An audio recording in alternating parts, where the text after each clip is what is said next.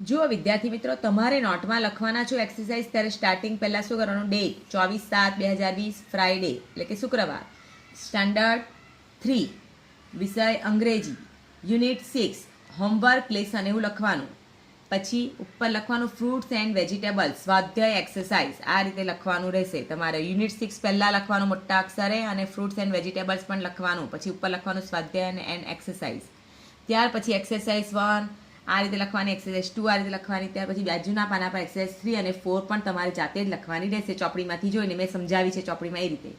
જો એક્સરસાઇઝ 1 લખો ત્યારે પહેલાં સૂચના મારવાની કે નીચેના ફળોના નામના અંગ્રેજી ઉચ્ચાર સામે ગુજરાતી અર્થ લખો. આ મેં તમે સમજાવી ગઈ છે ચોપડીમાં.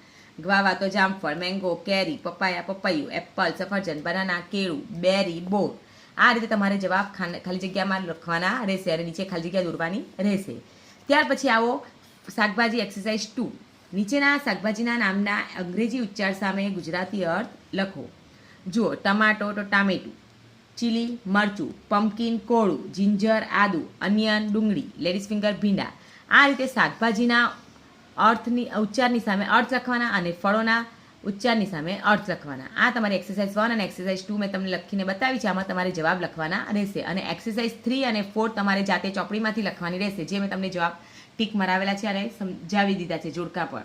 એ તમારે એક્સરસાઇઝ 1 થી એક્સરસાઇઝ 4 સુધીની બધી એક્સરસાઇઝ સ્વાધ્યાય નોટમાં લખવાનું રહેશે. અને આગળ મેં તમને સ્પેલિંગ ઉચ્ચાર અર્થ લખાવ્યા છે, જે વિડીયોમાં સમજાવ્યા છે તે પણ તમારે બધું નોટમાં લખવાનું છે. અને નોટ કમ્પ્લીટ રાખજો, અક્ષર સારા કાઢજો, આગળ અનુક્રમણિકામાં પણ લખજો અને લખીને તમારા માતા પિતાને બતાવજો.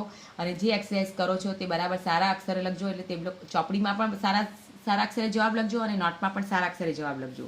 એટલે કે ચેક કરે ત્યારે સામેવાળી વ્યક્તિને વંચાય બરાબર તે રીતે સારા અક્ષરે લખવાનું રાખજો. ચાલો વિદ્યાર્થી મિત્રો, તો હવે આપણે પાછા ફરી મળીશું ત્યારે આપણે નવી એક્સરસાઇઝ 7 જોઈશું. આવજો. Thank you. બાય.